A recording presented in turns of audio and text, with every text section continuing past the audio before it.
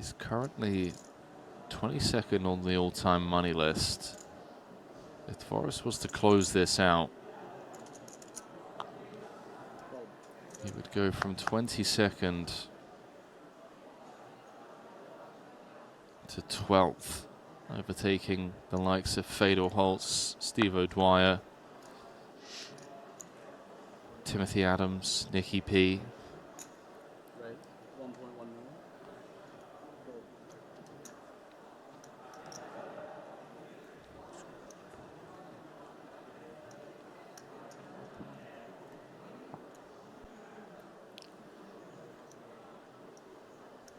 Will Dvoress find a cheeky little 3-bet here to maybe like 2.7? He thought about it. Oh, mystery hand. Here we go. Good luck figuring this one out, ladies and gents. Alejandro Lococo with the mystery hand from the big. I mean, feels like we get started with just a call.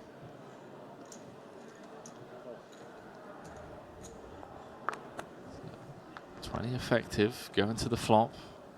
Just shy of 3 million out there. Queen 8 deuce. Couple of clubs, Heath with the 7 of clubs in hand. Relatively disconnected board.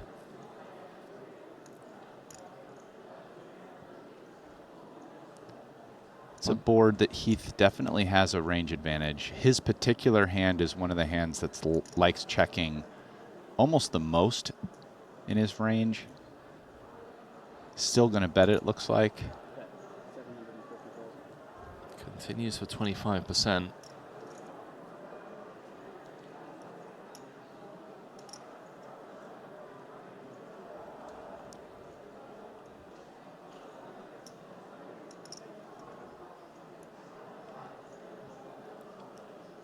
A bunch of gut shots out there. Some 1 club hands. King 10, king of clubs or something that they come along for the ride. Those are all reasonable. Some of them might even find check raise, I think, Henry. It's hard to say. I mean, Lococo is the covering stack. Pretty good card for Ben. It does make the 8 a counterfeit, but that said, you know, queens were already beating him, so it doesn't really change the board in a meaningful way, other than bring in the backdoor backdoor spade draw. And we don't know how good of a card it is for Lococo. He's going to lead this, which is, I'm not sure if this is a thing, really, since, I mean, normally in these spots, you find the big blind leading maybe a deuce, because Ben really can't even have a deuce, or an 8, since Lococo definitely has more deuce or 8x as the big blind defense. But I'm not sure that he has more queen x. But Lococo doesn't care. He's leading anyway. Leading for half pot. And not a great spot as Ben, but he feels like it's enough to call once. Not a spot you really want to see a further river bet. Oh, wow, it's a club. But Ben has a club, so he's blocking some club flushes. It was such a sizable turn barrel as well. Like half pot. Struggling to think of natural bluffs here. Maybe like a 9-10 with like a 10 with a club and a spade. I don't know. I'm stretching. Yeah, I mean, any of the inside gutters, any backdoor spades that played this way, I mean, they're the very natural bluffs that have equity. Even some of the hands you said, like what about King 10 with the king of clubs? Club and spade. And then that hand you definitely must bluff at this point. I'm just saying there's you can think of some bluffs for sure. What do you think, ladies and gentlemen? Bluff or value? You know what? If you're a real sicko, you could even do like ace deuce with the ace of clubs. Like a deuce isn't good. You're not winning that at showdown. Either you are good and you're going to get bluffed, or you're not good. So that's like a bluff as well. Like you could easily turn like a deuce there into a, you know, again, it would be really nice for Lococo here if he's going to fire big to have a club in his hand, but, you know, he doesn't need to. He's counting out some chips. A lot of fumbling of the chips, by the way. Just, Yeah. does eventually fire out a bet of 5 million. You see a rare kind of grimace and flick of the wrist there from Ben Heath, almost as if to say, like, what are you doing, pal? Like, let me give you a live read, Henry. Here's my read. I feel like if he's bluffing, he's less likely to like spend all this time trying to get the exact amount of chips, right? Because you think, oh, I can't look. I feel like he's less likely to be bluffing. That's just my feel, based on what you were saying. Oh, yeah. I know it's supposed to not be that way, but that's the whole point. So you feel like he's not bluffing? I feel like he's not this time. Although they did make it a mystery hand, and we're talking about the Loco one, so that's like immediately I feel dumb saying that, but... do you want to flip? Sure. Yeah, whatever. $100. Yeah. I have he's not bluffing. All right. You say not bluffing. I mean, it's Lococo, bro. What do you say? 𝐿𝐮𝐬𝐫𝐞𝐿 Loco? Yeah, I'm going to go with he has like king, queen. And that's why he's like not sure exactly how much to bet. Like, you know, but and he's kind of thinking about it. But yeah. What are we calling a bluff, by the way? It's like 8-9 with like the 9 of clubs a bluff. Because I feel like there are some hands that could be a bit close. I mean, how about any worse hand than Ben's? And I get an 8 is like, how can he have an 8 here? Okay, 8's a push, yeah? 8's a push. Okay. 8's just wild. Like, I don't know how you have an 8 here. But yeah, let's call 8 a push. He's now shaking. Did you see that close-up from the camera? Brian Rast is saying it's value. I'm going with bluff because it's my man Alejandro Lococo, and I know he's capable. I'm just giving you $100, I feel like. Running some wild ones, maybe. I'm Hey, using some live read stuff on like the Loco one, you know? But and I have no idea. I mean, I don't have a... Usually when you do reads, you need to peg them to behavior consistently because actually different people, the reads are always different. You know, you need a baseline. I have no baseline with Lococo, so really the read means nothing. Heath is deep into the tank here. Understandably so, one of the biggest spots of his tournament career. He has an okay bluff catcher because he has a club and he doesn't have a 9, 10, or jack. Yeah, in a weird way, you'd rather call 7s than like 9s, right? Yeah, for 100%. Like his hand in some ways is almost like after calling turn, which is dicey, but reasonable. It's a pretty reasonable spot to call river. Oh, he's made the call. Queen, and Lococo see? has trips. Heath down to 4 bigs. Boom. Man, you got to put me in these. Look, do you like that? I even called that he had trip queens. Wasn't sure how much to bet. That was why the fumbling. Let's go. Pony up the 500, my man. We'll get you in. He really got max on that. Queen 9. Like, kicker wasn't good either. Lococo takes the chip lead, I believe.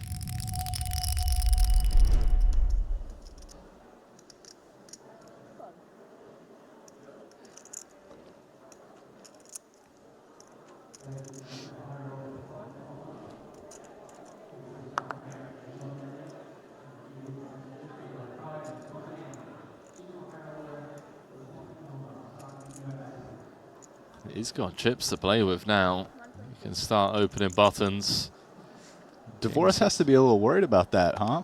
Oh, for sure. Yeah. I mean, he's doubled up Talvitie. He's now got Lococo, who's practically tied for the chip lead on his left. It was all Dvoress for the first 45 minutes. I mean, it literally looked like the tournament was going to be over in 3 hours. He was up to 48 million or whatever it was, had half the chips in play. And then, yeah, just, you know, Sinan Onlu defended King 6 of diamonds, and the rest is history, as they say. Average stack of 32 big blinds, so only 160 bigs in play. 30 bigs here. It's a little uncomfortable to want to jam. You do have to assume Lococo's going to... Actually, he won't be opening too wide because Heath is just going with a bunch of hands, right? I mean, he's got half his chips in the pot. He's only has to call another 775K. There is the call. Heath with less than a big blind behind. Yeah, so Talvitie realizes that and says, hey, let's take this 3 ways. No side pot, really. So he might get to realize his equity pretty well here versus Lococo with the 5s out of position. More than normal. Plays it as a flat. Kind of like that line of thought by Elias. I think it belies very intuitive poker mind, figuring stuff out on the fly. He has played quite well in this tournament, I feel. think he's played really well, yeah. Heath is in big trouble here. There's 4.2 million out there. He's got 175 back. 175K, not even 1.75. 900? And now with Elias betting, I mean, what do we do here? 2 overs to the 4-3. Elias almost never has a 4 and a 3, though, right? Flatting small blind out of position, being with a very big covering stack. Agreed. But a 9 and a 7 are probably good pretty frequently. He's getting, I mean, let's shave 700 off this. So he's got to call like 175 to win 4.4. What is that? 200? It's like... It's going like 20 something to 1. Yeah.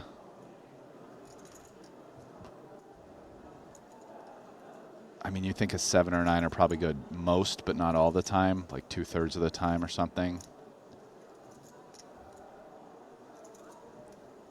He hits 1 6 outs. It's like 15%. I guess I'd call, but I don't think it's a big deal. Ben says no. He's going to save that 175 for a rainy day. It does give him a few hands to get it all in. He'll be getting a great price. He'll be able to win a 600K ante. Yeah, I mean, he's forced all in next hand, obviously, out of the small. Oh, my. Oh, this guy is... Now that Heath's out of there, Lococo's going loco.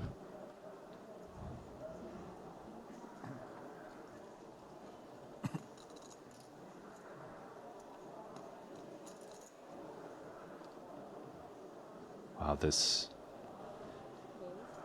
I really want to see what Talvitie's going to do here. I mean, this is a big raise, though. Just snap folds. What a Alejandro beast. takes the chip lead. It's up to 33 million.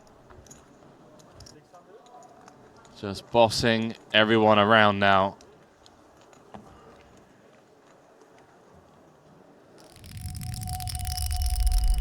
World-class opposition as opposed to the recreational Cinderella stories that kind of erupt, but that's one where you really observe the pressure, you know, leach in to people. You know, I think it's interesting you brought that up. I've even already had the thought previously, but I'll expand on it now. I mean, in some ways, what's happening here is not that dissimilar from like the main event final table. I mean, 9th place was 1.2 million, and first place was 12 million. I do actually think there was a main event final table that paid out 12 million. It was not this year's, but the year before, when they wanted to set the record. And I mean, so you're pretty much talking about like a payout situation very similar to a main event payout. Now, obviously, had a lot less players and a much larger buy-in, but here we are at the end of the tournament, and the final table payout looks a lot like a main event final table payout. Sure does. So it's a pretty good analogy, Ali. And a pretty good 10-7 of clubs for Lococo. As he made a 2.4, Talvitie digs in with King-Jack, finds himself a flush draw on an 8-6-4 board, while Lococo has a double gutter, but no heart.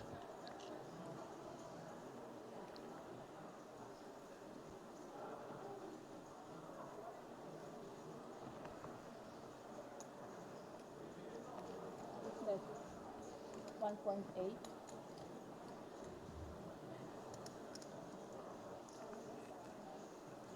1.8 million chip follow through. 2 overs in. The jack of hearts. Doubtful that Elias is going to be going anywhere.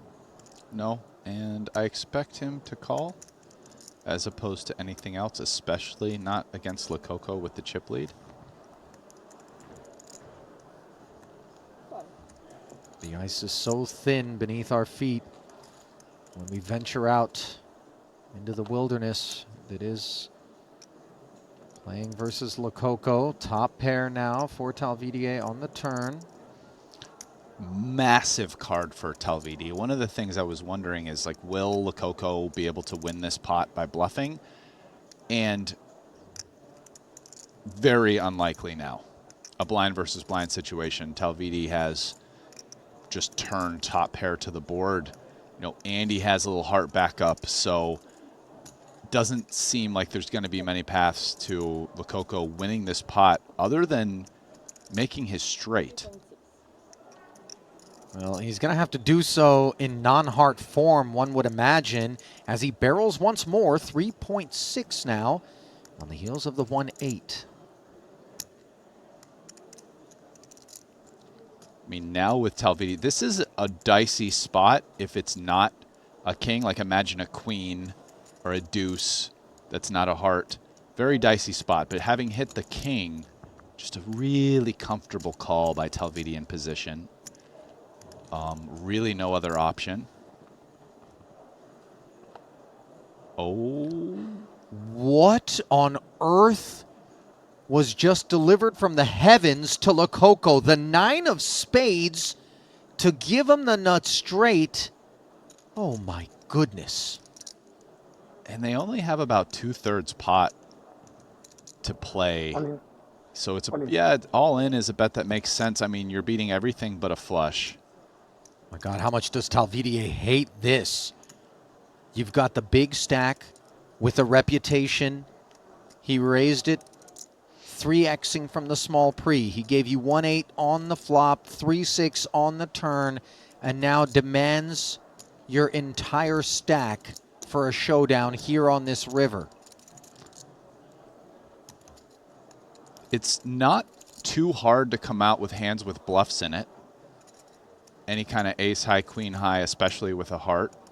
You know, even stuff like jack 7, ace 5. Yeah, it's call is pretty normal. And like I said, he was probably not going to win that pot unless he made the straight. I don't think a bluff was going to work once Talvitie hit the king.